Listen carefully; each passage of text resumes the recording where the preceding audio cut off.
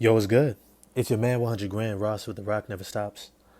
Today I wanted to do a video about who I think is going to come out of the Eastern Conference. Not so much going to go into the finals, but who is going to reign dominant as the best team in the East. If you like this video, smash the like button for me, hit subscribe and the bell for notifications. I definitely appreciate all the love and support and definitely try to get to as many comments as possible. Look, last season was actually an incredible season in the Eastern Conference. In the Eastern Conference, I think it was clear that it was the deeper conference. With the Clippers dealing with injuries, the Lakers waning with injuries, and a lot of teams were just having down years, whether it was the Sacramento Kings or the New Orleans Pelicans dealing with Zion being out as well. The East was by far the more competitive conference. But what was really interesting was throughout the season, many teams took a turn in being the best team in the East, and validly so. I don't think any of the teams who were at one point a number one seed or two or three was there illegitimately, where it was a fluke. It was teams that were playing some high level basketball, but at some point in time, the injury bug really derailed them. And so what I want to take a look at is what teams are going to have an opportunity to return to the top of the East and potentially by the end of the season hold that number one spot. The first team that I want to take a look at is the Boston Celtics. Despite the trade rumors dealing with Jaylen Brown for Kevin Durant, right? I think this is a team that's going to have a huge chip on their shoulder, especially Jaylen Brown, right? They're going to have a huge chip because they got so close and they fell short. And the way that they fell short because they had their flaws exposed in a major way. And I really want to point to Jaylen Brown and Jason Tatum, who really struggled in the finals, even though I would say Jaylen Brown had a better NBA Finals and probably conference finals series than Jason Tatum did. They were still exposed. Whether it was Jaylen Brown's ball handling and ability to play make for himself and get into his shots, whether it was Jason Tatum's inability to get to his shots and to knock them down and be reliable, both of them are going to have every incentive to go into the lab this offseason and actually get better. And the beautiful part about it was they finally brought in some depth to allow these guys to not just have more rest, but also to preserve their legs so that they can really make sure that they ramp up towards the end of the season and be ready for what the East is going to bring in the playoffs. At the end of the season, though, I don't necessarily see them as going to be the best team, even though their defense should still be elite. I don't necessarily think that they're going to be the best team, but they're going to be right back in the running. The next team is the Brooklyn Nets. The Brooklyn Nets, with a one-legged James Harden who didn't want to be there, and no Kyrie, were able to be the number one seed for a consistent amount of time. They were dominating, and Kevin Durant was an MVP candidate, right? But then he went down with an injury, and that's when we saw this team go on this slippery slope all the way down into the play-in from the number one seed. People have to remember that number one seed was not a fluke. In a deeper, heavier conference out of the two, they were able to continue to dominate because of Kevin Durant's greatness. And now that they'll have a fully healthy team, they'll have a healthy Kyrie Irving who's going into a contract year. So you know he's going to ball out. You know he's going to play at an extremely high level to show everyone that he deserves the money that he didn't get this offseason. You know he's going to be ready to go. But you're also going to have Ben Simmons, who is hopefully in a better situation where he's got other co-stars who are going to have his back. He's going to have a coach that he probably gels a little bit more with. Coming from the fact that Steve Nash played point guard at an extremely high level, at a Hall of Fame level, is going to be able to give some advice that I think Ben Simmons is going to be open to receiving. But for the first time, Ben Simmons is also going to be on a roster where he's going to have an amazing depth of shooters all around him, where he can be that main playmaker, facilitator to set guys up. He might end up averaging anywhere between 12 to 15 assists. Like, I don't see him becoming this great scorer, but I think that he's going to average anywhere between 18 to 20 points a game simply because the court is going to be so open and he'll be so dominant coming from the top of the key. Now, this is probably one of my favorites if the team stays together. And that's a major if this team stays together because Kevin Durant still wants out, right?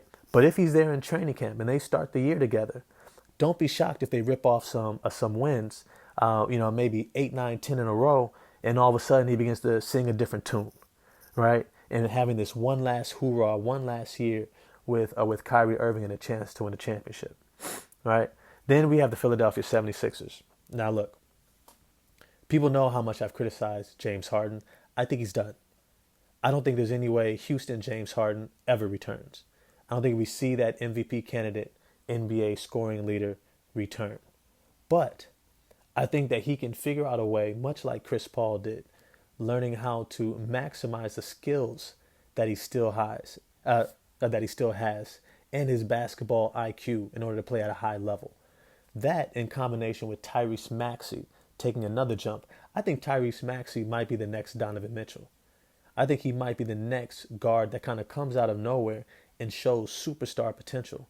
What he did last year, not just in terms of being able to score, but his efficiency, it was incredible. And the way that he was able to seamlessly slide into that number 2 scorer position behind Joel Embiid was a godsend to this franchise. If it wasn't for Tyrese Maxey, I think the Philadelphia 76ers might have turned into probably a 7-8 seed, right? If not a play-in team, especially as Joel Embiid got hurt a little bit towards the end of the season. But it's to say that his ascension has been a revelation for them. And I think he's going to continue to ascend. If all goes right for the Philadelphia 76ers, he should be their number 2 scorer. He should be 22 to 25 points a game next season. And that's if James Harden steps out of the way and recognizes that this young man, this young bull, has the ability to carry them in a way that he no longer physically can. In combination with guys like Tobias Harris, they still have high-level defenders around them, and the MVP runner-up, Joel Embiid, if he comes back in even better shape, and I hate saying this all the time, if Joel Embiid comes back in great shape. Because last season was not great shape. It was just a whole lot better than what he used to come in at, right? And I'm talking about great shape. If Joel Embiid comes back in great shape, I expect the Philadelphia 76ers to be right there at the top of the East. Now, the other team that's quite as kept is going to be incredibly talented is the Toronto Raptors. You got the Toronto Raptors with Scotty Barnes, Fred VanVleet, Gary Trent Jr., Pascal Siakam, who returned to that All-NBA level play in the second half of the season, and the All-Star level play of Fred VanVleet, who fell off after the knee injury after the All-Star break, right? These guys are going to come back healthy from the beginning of the season. Remember, Pascal Siakam started the year coming off of that shoulder surgery. So not only was he out in that early month, right? But then he had to work himself back into game shape and find his rhythm again and get his legs back. And that took time. So as the time that he was ascending and coming on, Fred VanVleet was actually falling off because he was carrying the team.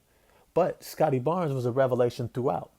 And so when we look at having all 3 guys back and healthy and ready, along with OG Anunoby, Precious Achiuwa, who had a great second half of the season into the playoffs,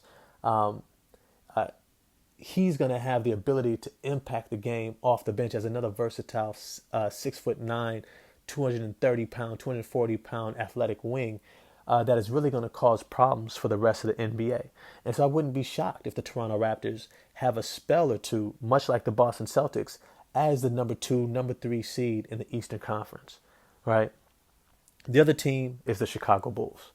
Now, what's going on with Lonzo Ball, who knows? He looks like he might be one of those players who's just always hurt. But when he plays, him and Alex Caruso still form one of the best defensive backcourts the NBA has seen. Their ability to defend on the perimeter at a high level and play make and facilitate for others is just incredible.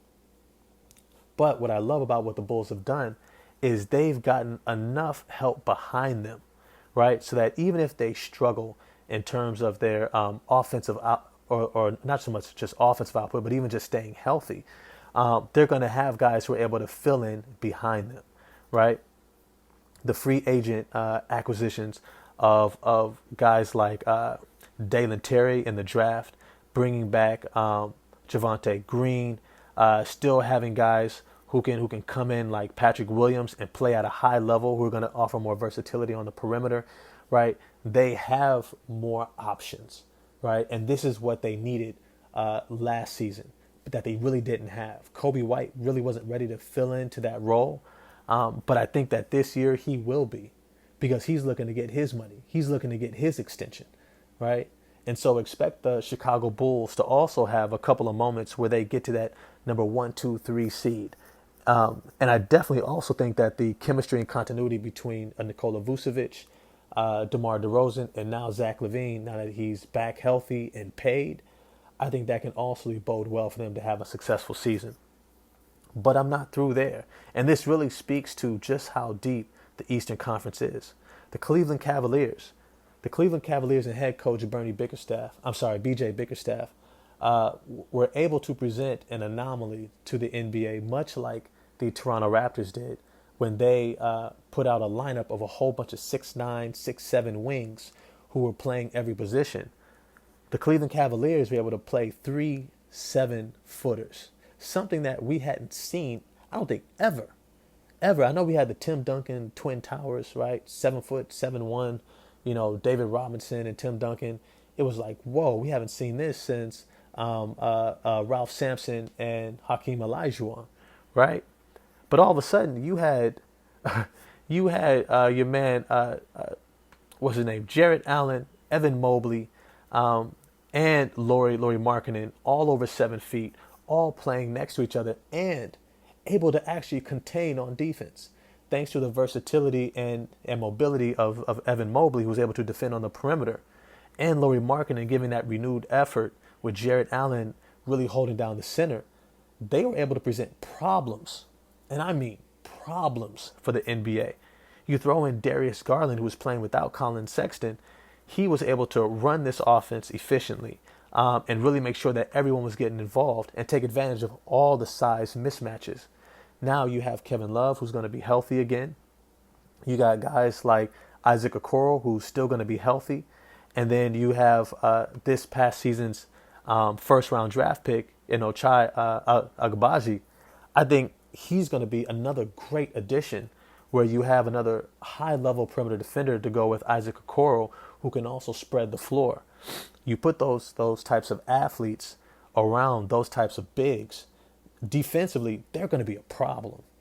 And on offense, the ability to still spread the ball around and take advantage of mismatches on the interior is going to be something special to watch.